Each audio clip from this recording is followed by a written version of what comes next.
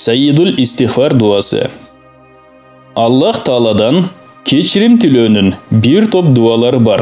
Чын ықлас менен кылынган бул дуалардын баары тең бирдей пайда берет.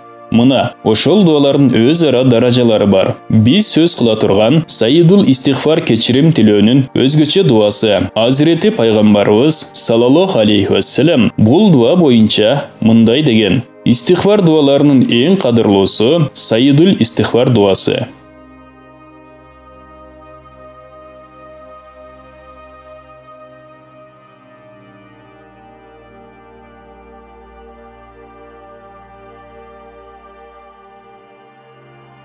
Manisi: O Allah'ım, sen menin jaratkan egemsin. Senden başka Kuday jok. Meni özüň jarattың. Men özüңdүn kulуңмун.